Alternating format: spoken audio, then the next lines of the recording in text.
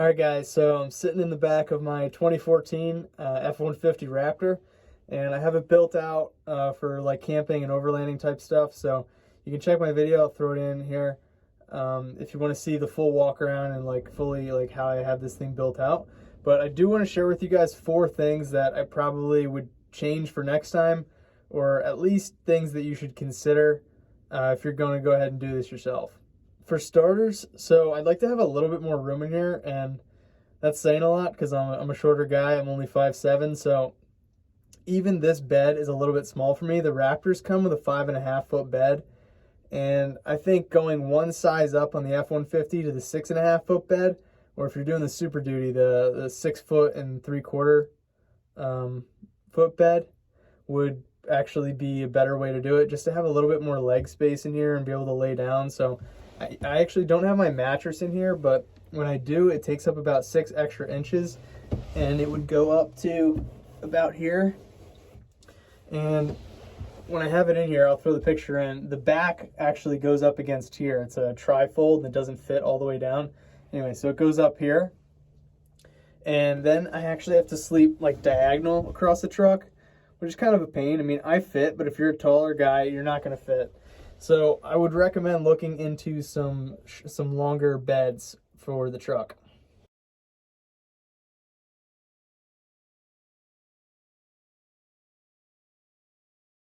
And I do think that one size up, not going all the way to the 8 foot bed, would kind of be the best way to balance maneuverability while still having the extra space. So that's probably what I would recommend.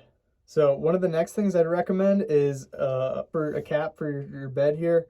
But the ones that are bumped out on the top, so they look super ugly, and that's why I didn't want to go with it, because I kind of wanted to keep the cool aesthetic of the truck. But having that extra headspace, I mean, I can hardly sit up in here, and my bed's not in here, so I'd lose like an extra 6 inches of headroom. So it's kind of tight, and if you're a little claustrophobic or anything, you're going to definitely have some issues sleeping in the back here. Luckily, I'm all right, but that's just one thing I wanted to point out that would be super nice to have. Just being able to sit up and, you know, do some work or put your boots on or whatever would be super nice.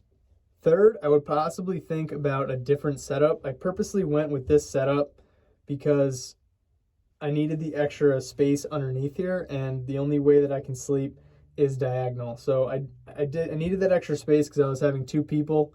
One of my buddies coming on the road trip with me, so the extra space down there was absolutely critical because we used up every last bit of it. But this picture I'm going to throw in here, you'll see how there's a bed on one side and then it falls down on the other side. You could put like some cabinets or whatever, but if you even had a bumped out top, so you could actually swing your feet down, and then you'd be able to, you know, change your boots, put them on or off, change your clothes, do whatever, or work on a laptop, or pretty much do anything, but you'd have a little bit more of a usable space instead of just a space that you can lay down and go to bed in. And the last thing that I would possibly consider is getting a diesel. So I'd probably like to get a Super Duty with the 6 3/4 foot bed. And so the diesel would be really nice. I know the gas engine, especially the 6.2 in the Raptor, is certainly capable of doing all this, but you can feel it. It gets a little bogged down when it's full of stuff, full of another person, full of all of our gear for our long trip. And if I added a dirt bike with a hitch carrier on the back or a trailer or something like that, it would kind of, you'd really start to feel it. And I think a diesel would just make that effortless. And on top of that, when we were out west with all this extra weight and you're at altitude, you can definitely feel the lack of power. So I think it would be nice to just have the diesel, just have that little bit extra power, and then you're never going to be lacking. So pretty much everything you do would be effortless. So one of the things that I'm actually considering is doing a Super Duty setup for the overlanding and camping type deal. So get the bed on there, get the bumped out top, basically put all these suggestions into my new build, and then keep the Raptor for more of an off-roading type deal. So I was thinking maybe throwing like some 37s on it, maybe supercharge it, upgraded suspension, something like that. So if you guys have any suggestions or recommendations, I'd love to hear them and hear what you guys would think about that idea.